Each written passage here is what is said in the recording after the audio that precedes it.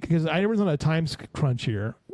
Seth's here. Where are you? Where do you live, Seth? I'm in just outside of Dallas. Just outside of Dallas. And how long have you been in the sculpture business, the sculpture game? So yeah, like forever. I grew up in Kerrville, and I cast my first piece at 14 in a little foundry in Centerpoint. And so, yeah, I've been sculpting now for cast my first piece 40 years ago. So what was your inspiration at 14 to cast those pieces? What were you trying to accomplish there? Learning this. Yes, I was just that little kid that just drew like crazy. That's all I did was draw. Yeah. 24/7. What would you draw? Like what was your figures? Yeah, I was obsessed with Da Vinci and Michelangelo. Yeah. The Renaissance masters. I always just loved figures. Now let me ask you this question. This is important. Because I know you're a little bit younger than me, but did you ever have the Stan Lee book on drawing comics? So funny you should say that. I ended up doing Marvel Comics statues for like 15 years as well. Is that right? Because that was like that book was like between myself. I wasn't the best person to draw, but my dad had art books all over the house. My brothers, man.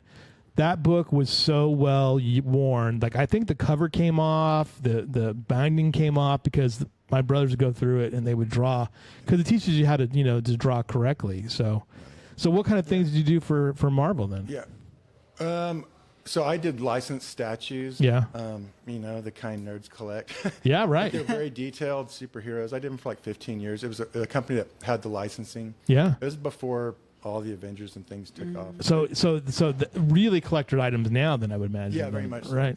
So. But your question is interesting. Actually, the kind of studying I do is more anatomy thing. Yeah. I'm very interested in how the figure was put together. Right.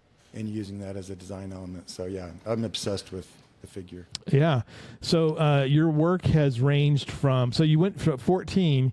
You're down. You cast your first thing, and then what happens? Then what happens next for you?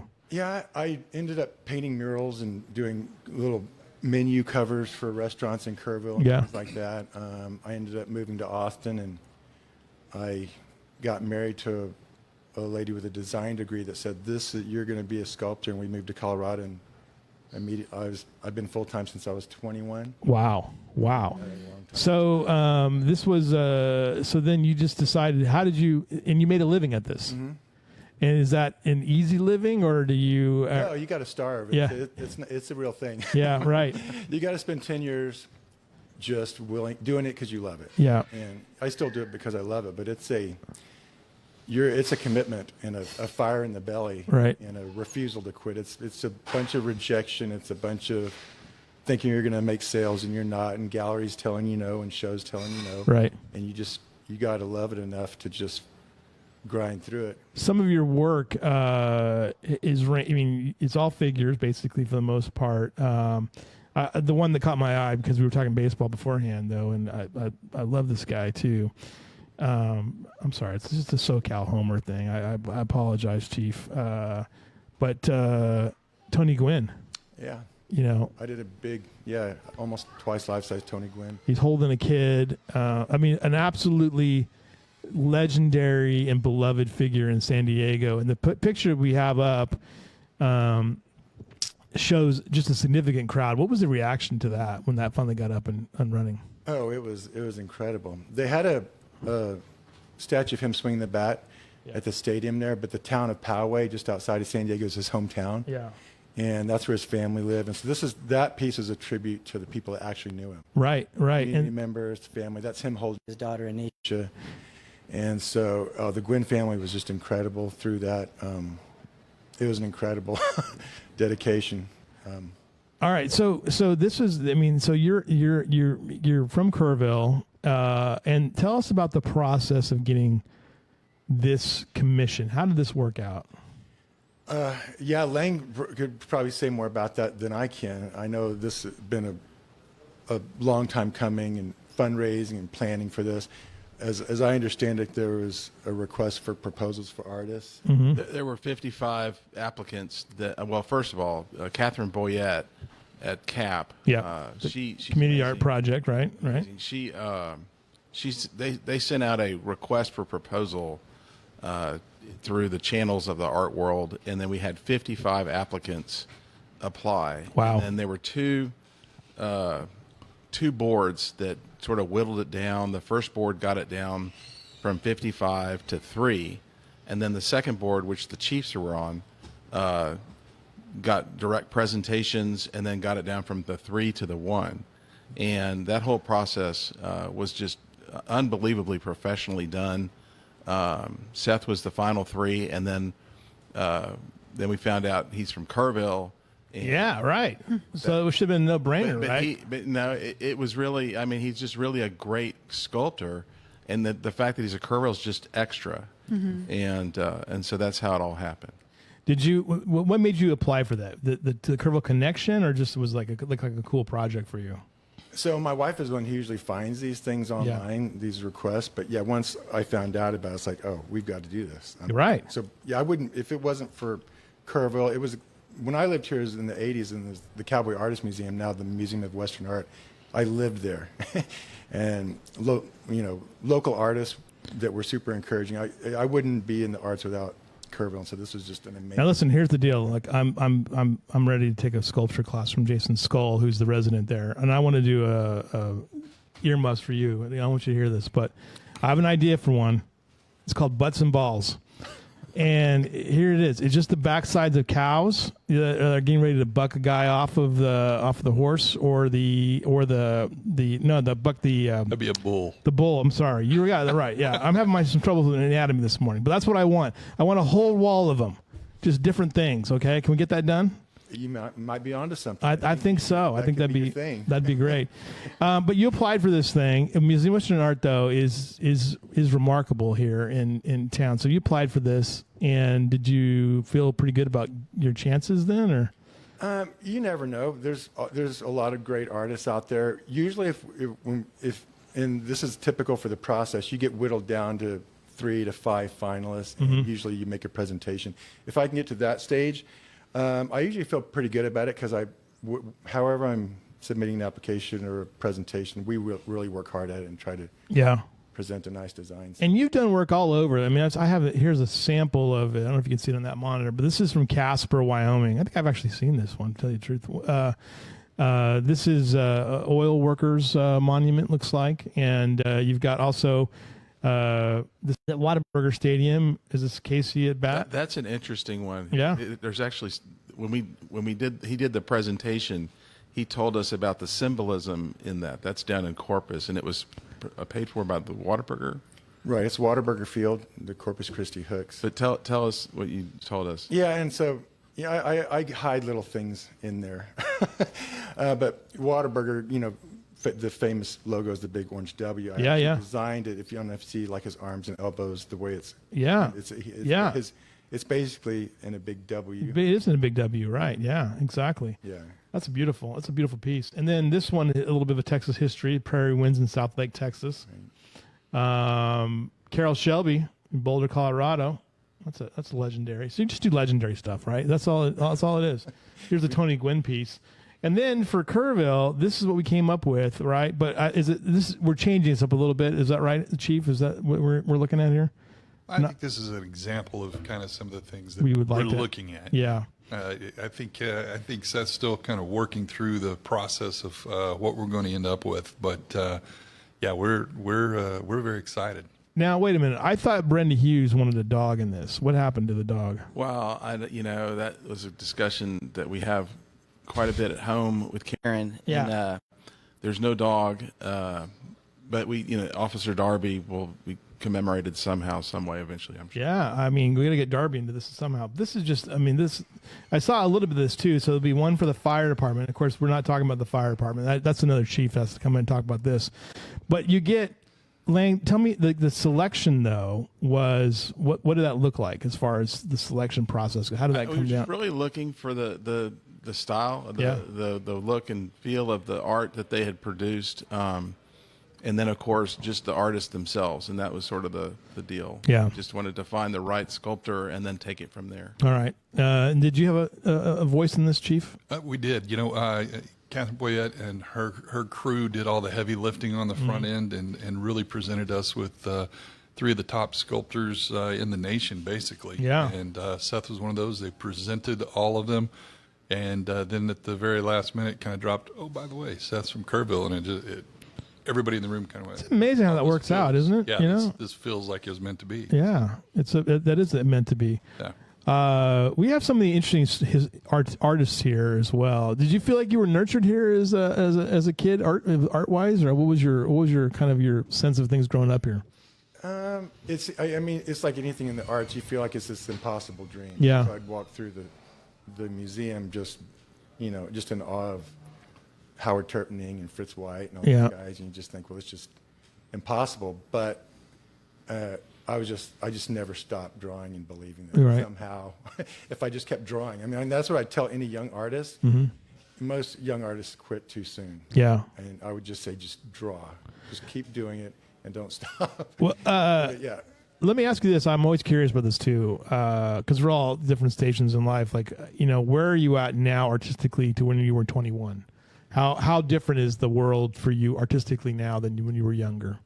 Well, it's very different. And when you create the figure as your subject matter, you're really, it's about humanity. Mm-hmm. And as things change, as people you love go through things, it changes your worldview.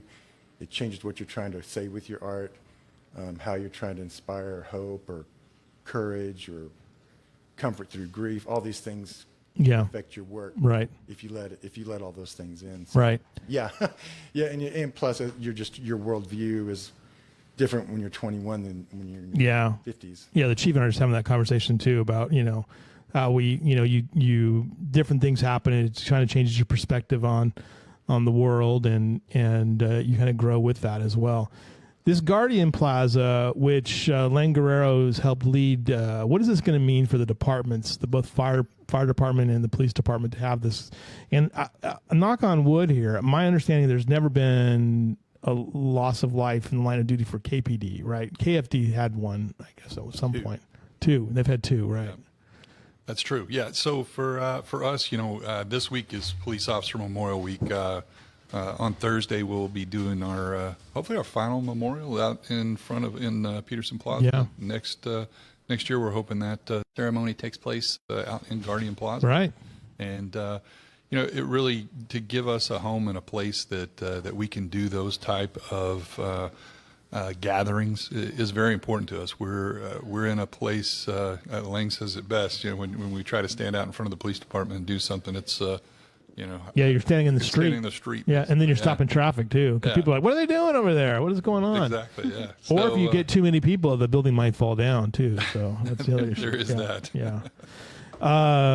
The fire department's had two lost in line of duty. Is that right, Ling? That's right. And then also this year, unfortunately, Texas leads the nation in so many ways, but this year Texas led the nation again, 2024 with the total line of duty deaths at 18, and that was actually one more than New York. So we were top of the nation again. But let me tell you, I never want to have to cover another police officer or firefighter death. I've done it several times in my career, and not a good thing. Not a good thing. It's emotionally taxing. No, it is totally. Yeah, I mean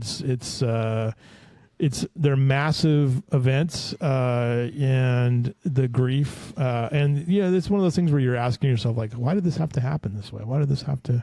The space it's a dedicated, purpose-built space for these types of events. Like, unfortunately, like the one we're talking about today with the motorcycle riders. But if the community has an issue or some kind of event that happens, we hope that this will be the space that people go to. Yeah.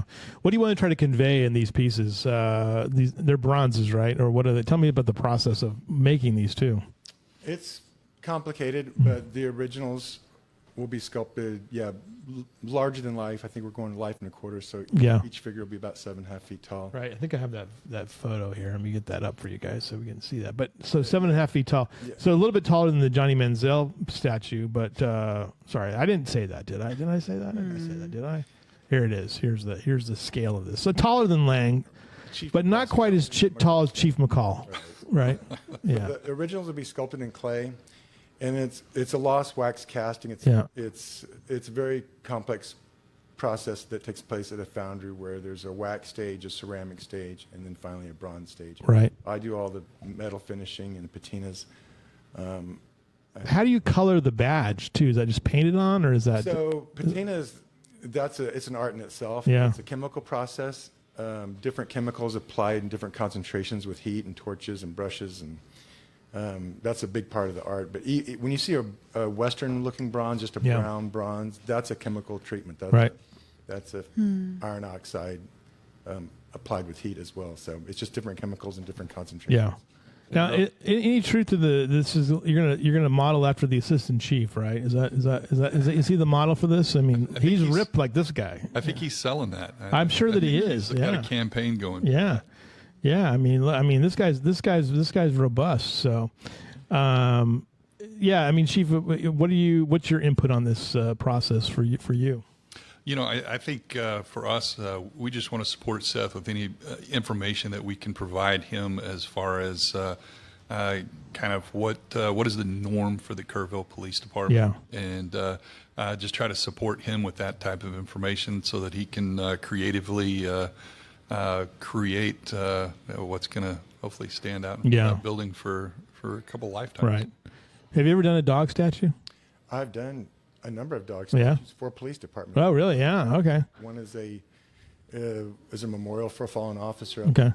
Little Elm, up north side of the DFW Metroplex. Yeah. And I've got a police and fire dog out in front of the Arlington Police and Fire Headquarters. Nice. As well. So I mean, go back to this again. So you get picked. What is your reaction to getting the call, and what was that like? I mean, delighted. Yeah. Yeah. And so it's kind of a two-part thing. At first, you're, elated because it's exciting to be a part of a project like this. Mm-hmm. And then then it sets in, hey, I got some work to do. And you start thinking about the hard work that's gone into this, the heart that's gone into this, how many people care about a project like this. Yeah. And then you think, wow, I've been entrusted to bring their vision to life. Right. And so you get ready to roll up your sleeves and make it happen. How often do you get down to Kerrville in this area? You still have family down. Obviously, Aubrey's here. Yeah. So how much family you still have down here? Aubrey's the only one that's left here. Yeah. Yeah, not as often as I'd like to. Yeah. So hopefully this will, Does that mean you have to put up with Maya too, Aubrey's buddy? I get to see Maya every once in a while, not as often. Yeah. Maya's Jeremy's the wife, the proprietors here at Pint and Plow. What about an Aubrey statue? Can we get one made of her? That would be awesome. Wouldn't that be? Well, how would you do that exactly? I'd have to figure something out. I mean, There'd have to be dogs everywhere. Dogs, Yeah. cats, chickens. You bet. How about a magic wand too, and a gong? A gong. She had to have a gong as well. She could. Yes, that'd be great. Sure. All right, Chief. I know you got to get going to the funeral here again, but again, tell me again one more time. What is this going to mean when you see this finally put together? I mean, it's hard to imagine it getting here, but it's everything is like when we took the picture of you guys last week. And with Jeff Wendling, I mean, it was incredible to see the progress on the public safety building. And how do you feel about things right now? Yeah, Lang mentioned last night it's been 3 years since the bond. I know that was a great point, Lang. Yeah, and a year prior to that, It means basically it's 4 years since the animal shelter was approved. So sorry. A year beyond that, getting the process going, and up to that point. We're working through the construction of the building right now, and really it will feel like this piece, when it's placed, will kind of be the completion of the whole project. Right. Lang and company have done a tremendous amount of work supporting both the building and this project for the Guardian Plaza. Yeah. And we're looking forward to hopefully next April-ish or so putting a couple statues out there and really kind of being the cherry on the cake. That's amazing. How long does it take you to make these things, to build these, to create these things, I guess? So there's two sides of it. There's the sculpting side, and then there's the foundry producing side, the casting side. Typically 3 to 4 months per figure to sculpt it, and hopefully 3 to 4 months each to cast it. So we're looking at pedal to the metal, getting it all done within a year. What's the most unusual statue you've created? Oh, I've created so many. Yeah. It'd have to be something for. I actually did